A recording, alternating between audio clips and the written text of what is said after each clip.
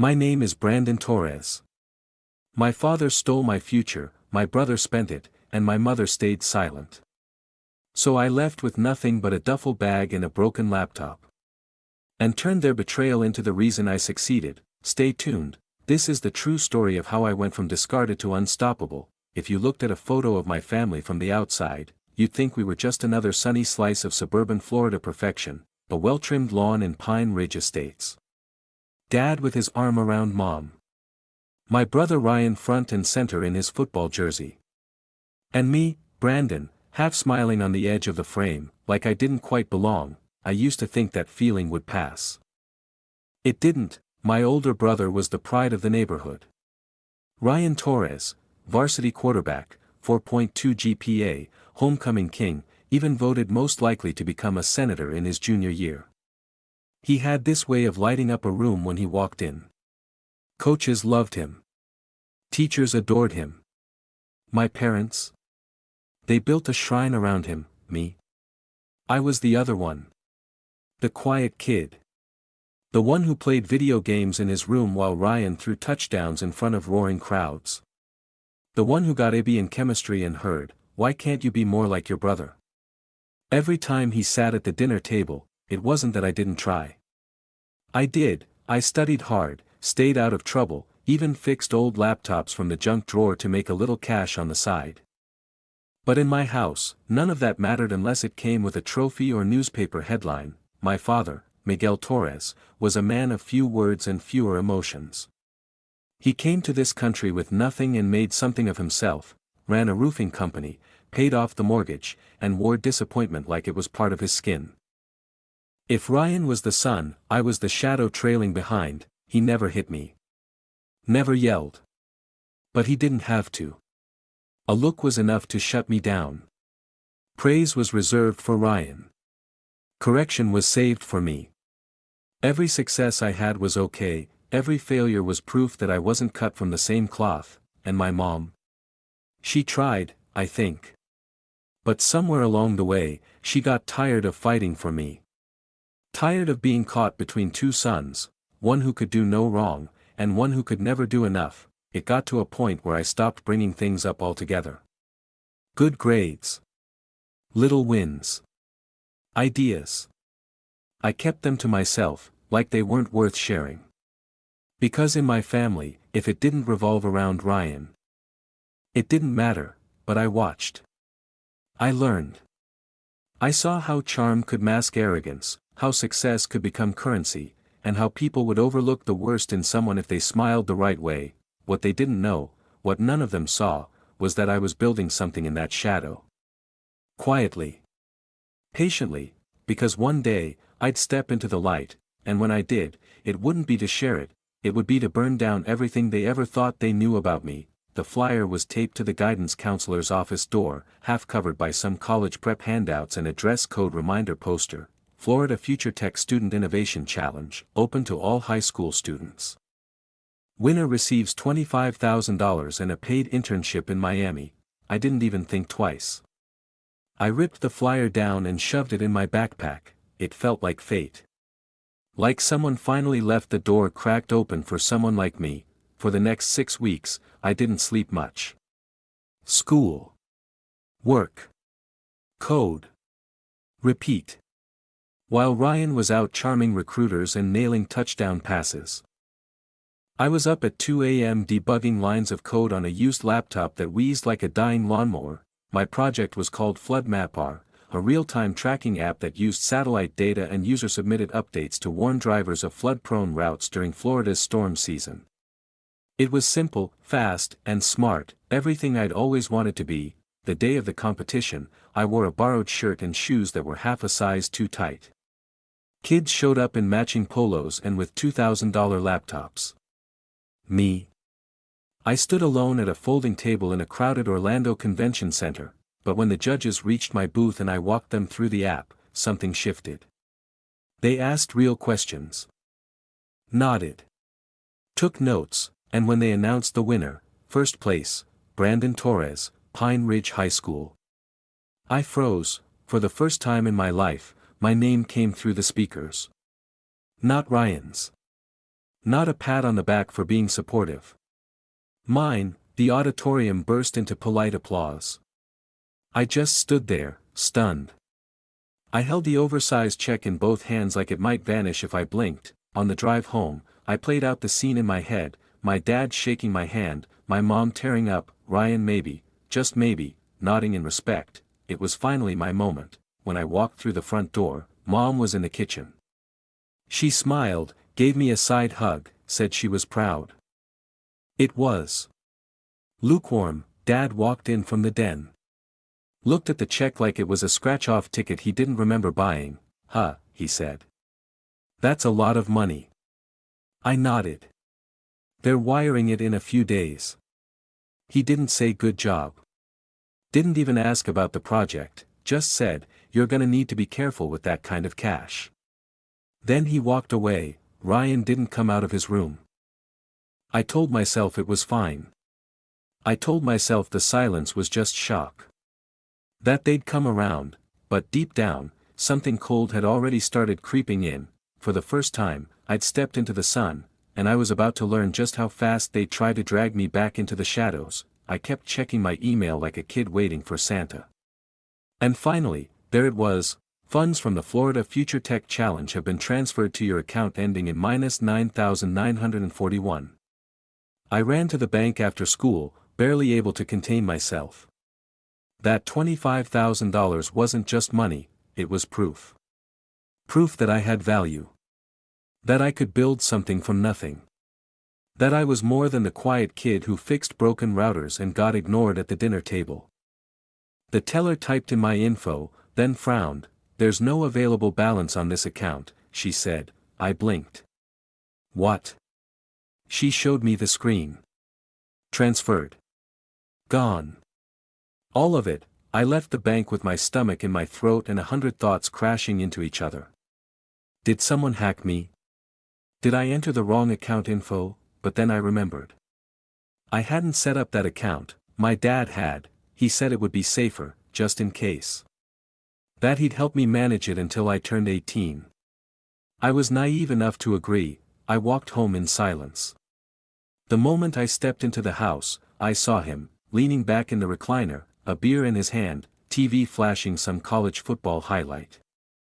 Hey, I said carefully, did you see the email about the scholarship money? He didn't even look up. Yeah. Came in this morning. It's gone, I said.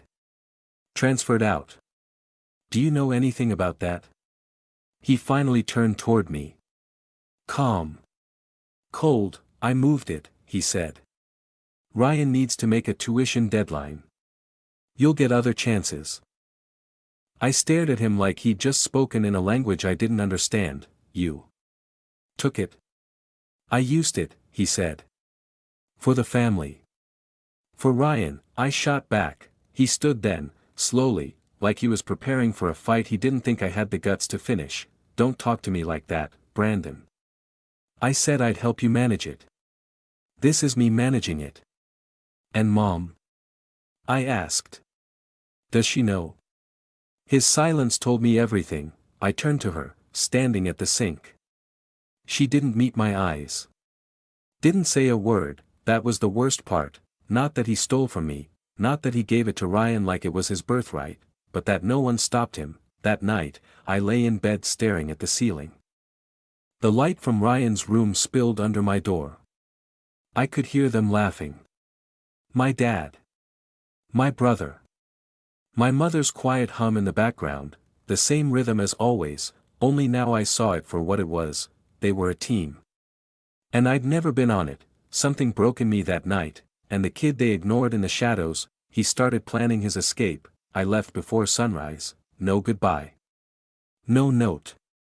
Just a duffel bag stuffed with 2 shirts, my old laptop, a charger held together by electrical tape, and $217 from months of side gigs fixing broken phones for classmates. It wasn't enough. But staying would have cost me everything. I walked down our quiet suburban street in Pine Ridge Estates for the last time. The sprinklers hissing in perfect rows, as if the world had no idea my life had just imploded. the night before, after Dad justified stealing my scholarship and Mom stared into the sink like it was her escape tunnel, I realized something. I wasn't part of that house, I was just furniture they forgot to dust. I thought about confronting Ryan, but what was the point? He'd smile that smug grin and call me dramatic. He always did, so I packed instead. The only person I knew outside Orlando who might take me in was my mom's cousin Teresa in Tampa. We hadn't spoken in years, but I remembered she used to send birthday cards when I was little. Always with $10 and a post-it that said "Keep being you." I dialed her number from a bus stop just before the sun rose. She answered on the second ring. "Brandon?" she said, surprised. I didn't explain much. I couldn't. My voice cracked halfway through the sentence. "I need somewhere to go." She didn't hesitate. "Come." The Greyhound station smelled like old gum and sweat. I paid in cash, kept my hood up, and tried not to think about what I was leaving behind, not just my house, not just my room, but every birthday I sat alone at my own party. Every school play no one came to. Every report card I hid because AB wasn't good enough. It all stayed there, behind a white picket fence and a fake smile. 3 hours later, the bus pulled into Tampa. Teresa was already waiting. She wrapped me in a hug that felt so foreign it almost hurt. "You hungry?" she asked. I nodded, though I hadn't eaten since yesterday. Her house was small, modest, but it felt warmer in 5 minutes than mine ever had. She didn't ask too many questions. Just gave me space. A mattress on the floor. A stack of towels. A soft "you're safe here" that nearly broke me. That night, I sat on the floor, staring at the only thing I had left that mattered, my laptop. The scholarship money was gone, the family I tried to impress. Gone too, but the app one built. The code, that was mine, and no one could steal that. I didn't know how I'd make it. But I knew this: they may have taken everything, but they didn't take me. Every morning started the same, half awake, bones sore, stomach empty. I worked the graveyard shift at a gas station off I-4. Nothing glamorous, stocking shelves, wiping down sticky counters, and nodding at the occasional trucker too tired to speak. The pay was minimum wage, but it kept the lights on in Teresa's spare room. What little free time I had belonged to Flood Mapr, the app I'd once built for a school project had become my obsession, my silent rebellion. They took my prize money. They thought that would end it. But the code was still alive in me, every night after work. I came home, collapsed onto the mattress, and opened my ancient laptop. It wheezed like it hated me, but it worked. Line by line, I rebuilt what I'd lost, this time better, faster, smarter. No classroom deadline. No school firewall. Just me and a vision, an app that could actually help people in a state constantly threatened by storms and floods. During hurricane season, I started watching real-time updates, analyzing where existing apps failed, delayed notifications, inaccurate warnings, clunky interfaces. I taught myself API integrations, learned geolocation tagging, and even how to scrape data from traffic cams. Teresa would knock softly on my door some nights, sliding in a sandwich or a bowl of rice and beans. "You've gotta sleep eventually, Brandon," she'd say. "I will," I always answered. I never did. By month 3, I had version 2.0 running in test mode. Still buggy, but functional. I posted it on developer forums, asking for feedback. A few kind strangers sent notes. One guy, an app designer from St. Pete, offered to walk me through monetization strategies. I listened. Took notes. Learned fast. I picked up odd freelance gigs fixing back-end code for other struggling apps, nothing major, but enough to cover groceries and bus fare. The side work sharpened my skills. Helped me understand not just the tech, but the business. I wasn't just building an app anymore, I was building a future, one built in the dark, between shifts and exhaustion, between meals skipped and sleep lost. No one was cheering me on. No one was posting it on Facebook, but for the first time in my life, I was doing something just for me. No Ryan. No Dad. No expectation to fail. I used to think success had to come from approval, from someone patting your back and saying you made it. But I was learning the truth: success grows in silence, in struggle, in the shadows where no one's watching, and I was just getting started. It happened on a Tuesday. I was running on 2 hours of sleep, wearing a shirt that still smelled faintly of gas station coffee, when I got the email that changed everything. Subject: Flood map our licensing inquiry, from Coastal Response Solutions, Tampa. I almost deleted it, thinking it was spam. But something about the sender's signature caught my eye: Emergency Tech Division. They weren't just a random company. They were a city-contracted emergency response startup that worked with flood mitigation and disaster alerts across the Gulf Coast. My heart started pounding. I opened the email. "Hi Brandon, we've been testing your app over the past week and are impressed by its simplicity and real-time accuracy. We're interested in discussing a licensing agreement to use your software as part of our flood tracking system. Let us know when you're available to talk. Best, Lena Marlowe, Director of Tech Innovation, Coastal Response Solutions." I reread it 3 times before I let myself believe it was real. They had found me. Through the forum posts, through the beta link I left buried in my online portfolio.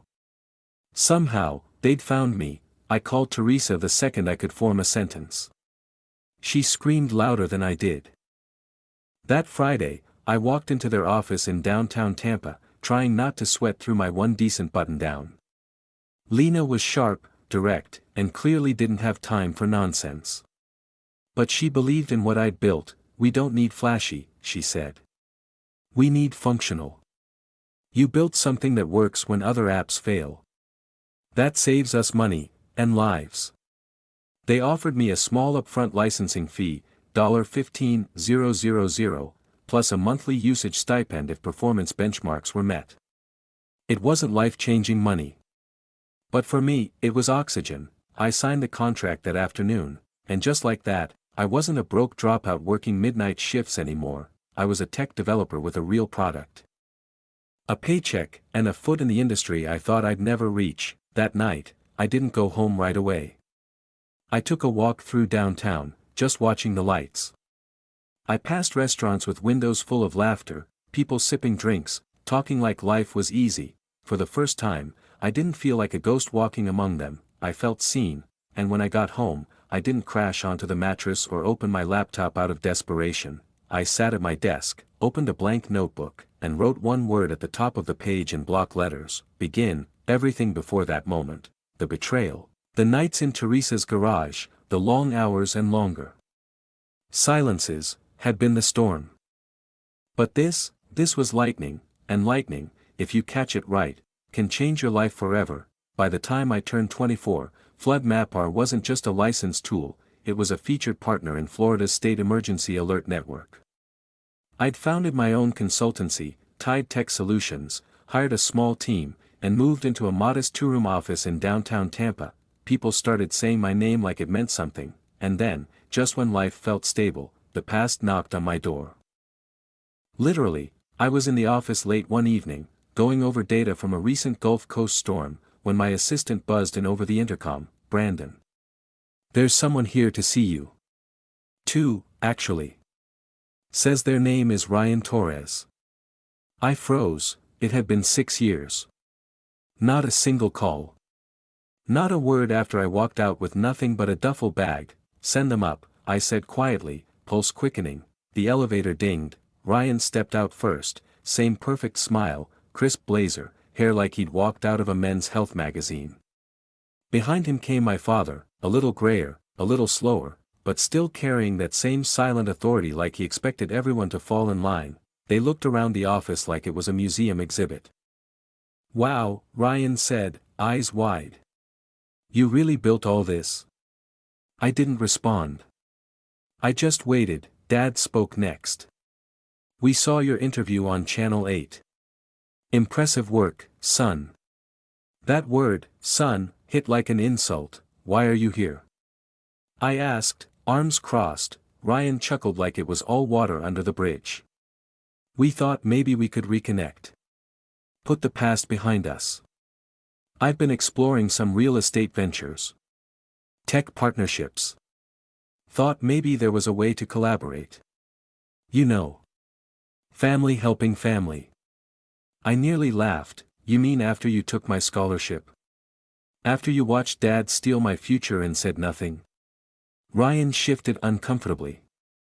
We were kids. Dad thought he was doing what was best. No, I said, cutting him off. He was doing what was best for you. And you let him. My father finally spoke again. Brandon, I know I made mistakes. But we're still blood. I looked him in the eyes, steady. Blood didn't build this company. Blood didn't keep me fed in that garage. I did that. With no help. No family, silence. They stood there, expecting something, maybe forgiveness, maybe a handout. What they got was a door slowly closing in their face. I don't owe you anything, I said. Now get out. They left. No yelling. No anger. Just silence, sharper than any words. When the elevator doors shut, I stood there for a long time, heart pounding. They'd come for a piece of my success. But all I had left to give them was the truth, and this time, it was mine to tell. That night, after they left, I couldn't sleep. I stared at the ceiling of my apartment, the soft glow of the city blinking through the blinds, and replayed every word they'd said. Every lie. Every moment I stayed silent to protect a family that never protected me. I opened my laptop and started typing. They stole my future. So I built my own. When I was 17, I won a statewide tech scholarship, $25,000, and a shot at a future I'd worked my whole life for. My father stole that money. My brother used it for his tuition. And no one in my family stopped it. I left home with nothing but a duffel bag and a broken laptop. Today, I run a company that helps save lives during Florida's worst storms. They showed up this week asking for forgiveness. But this post isn't for them. It's for anyone who's ever been told they'll never make it. You can. You will. But sometimes, you have to build your own family, brick by brick, truth by truth. I attached a scanned copy of the bank withdrawal from my scholarship account, with my father's signature. I clicked post. And then I closed the laptop and went to bed. By morning, I had 3,000 notifications. By noon, 80,000. The story exploded on Twitter, Reddit, LinkedIn, even Facebook. Influencers reposted it. Tech leaders commented. People from across the country messaged me, saying they'd gone through something similar, money stolen by a parent. Dreams crushed by favoritism, truth buried under silence. This hit too close to home. You built something from nothing, respect. Your story is what real success looks like. A reporter from a tech news outlet reached out for an interview. Then a podcast. Then a local news station. The story caught fire because it wasn't just about me, it was about every underdog who ever got stepped on and kept walking anyway, and the fallout. Oh, it came fast. Ryan lost his job. Apparently, the ventures he bragged about were built on a resume padded with borrowed credit and lies. His employer saw the post and quietly cut ties. My dad resigned from the city's contractor board. The pressure became too much, phone calls. Emails, reporters knocking on the door, and Mom. She never called. I don't think she ever will, but I wasn't doing it for revenge. I did it because silence keeps abusers safe, and I was done being quiet. A week later, I got an email from a young coder in Jacksonville. She'd read my post. Said she'd just left a toxic home and was scared. Didn't know where to start. I told her the truth. You start by telling your own, because once you do, no one can take it from you, not family. Not fear. Not even the past. Sometimes, I still wake up before dawn, like I'm late for a gas station shift. Old habits, I guess. But now, instead of sticky floors and fluorescent lights, I walk into conference halls and classrooms. Standing in front of rows of young faces, laptops open, eyes wide with quiet hope. Raise your hand, I tell them, if someone once told you you'd never make it. Nearly every hand goes up, and I smile, because I remember exactly what that felt like. My name is Brandon Torres, I run Tide Tech Solutions, a growing firm that develops emergency response software used across 5 states. My team is double the size it was last year. We've just signed a contract with FEMA. And in a strange full-circle moment, Flood Mapr, the app one built alone in a dark garage, is now part of the National Disaster Response System, but none of that is what I'm proudest of. What matters most is that kids who once felt invisible the way I did now see someone like them making it, someone who wasn't the favorite, someone who was left behind, someone who turned betrayal into blueprint. After my story went viral, I got flooded with messages, from students, from educators, even from parents who admitted they'd made mistakes and wanted to do better, so I started speaking.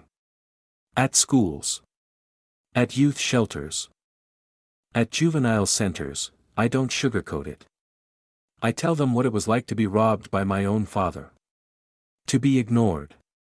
To feel like success belonged to everyone else but me, and then I tell them how I built my life brick by brick, keyboard by keyboard, truth by truth, because pain can either bury you or build you, and I chose to build. A few weeks ago, I got a letter.